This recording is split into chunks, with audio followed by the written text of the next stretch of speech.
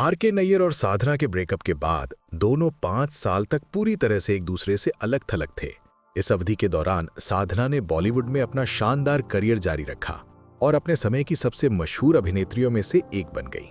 उनकी iconic hair style और मंत्रमुग्ध कर देने वाली स्क्रीन उपस्थिति ने उन्हें उस समय की सनसनी बना दी। ये विडंबना ही है कि जिस फ्रिंज हेयर स्टाइल ने उन्हें आजीवन साधना कट का रुतबा दिया, वो हेयर स्टाइल आर.के. नैयर ने ही साधना को लव इन शिमला फिल्म के दौरान बनवा दिया था।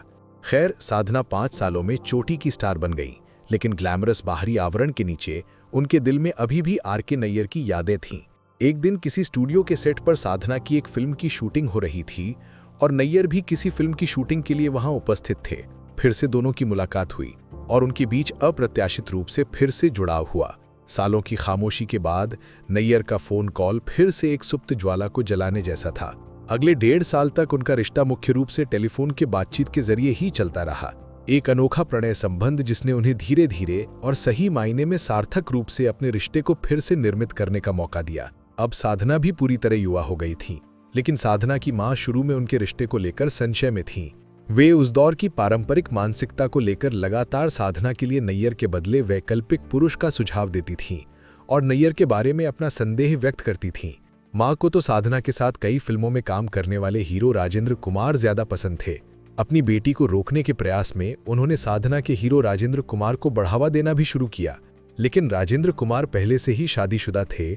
इसलिए जब भी साधना की मां राजेंद्र कुमार से आर.के. नैयर और साधना के बढ़ते संबंध की शिकायत करते हुए कहती कि काश साधना की शादी वो राजेंद्र से कर पाते, तो इस पर राजेंद्र कुमार हंसते हुए कहते थे कि क्योंकि वो शादीशुदा हैं इसलिए इस जन्म में तो ये संभव नहीं। हालांकि राजेंद्र साधना के मजबूत व्यक्तित्व को समझते हुए उनकी मां को आगाह भी करते थे कि वो बेटी को ज्यादा टोका टोकी न करे, क्योंकि उन्हें रोकने की कोई भी कोशिश कहीं बेटी के भाग जाने का कारण न बन जाए। तो ये प्रेम संबंध रोमांटिक बॉलीवुड कथाओं के कई रोमांटिक क्षणों से भरा था। नैयर का साधना की मां की सख्त निगरानी के बावजूद उनके जन्मदिन पर शैंपेन लेकर पहुंचना उनकी प्रतिबद्धता को दर्शाता है। दोनों की आधिकारिक सगाई एक महत्वपूर्ण न्यूज बन गई, जिसने सभी सामाजिक बाधाओं के बावजूद एक साथ जीवन बनाने के उनके इरादे को दर्शाया। 7 मार्च 1966 को उनकी शादी हो गई। ये दो व्यक्तियों के मिलन का दिन था जिन्होंने अलगाव, सामाजिक दबाव और व्यक्तिगत चुनौतियों का सामना किया था। विद्रोही स्वभाव की और स्वतंत्र विचारों वाली अभिनेत्री साधना को नैयर में एक ऐसा साथी मिला जो उनकी भावना को समझता था और उसका सम्मान करता था। साधना ने स्पष्ट रूप से कहा था कि विवाह सब कुछ बदल देता है। रहस्यमयी प्रेमालाप खुल्लम खुल्ला प्रेम में बदल जाता है। उन पर उठती प्रेमियों की आशा भरी निगाहें गायब हो जाती हैं और उनकी जगह 2 प्रतिबद्ध व्यक्तियों के बीच एक गहरा और अधिक सार्थक संबंध आ जाता है।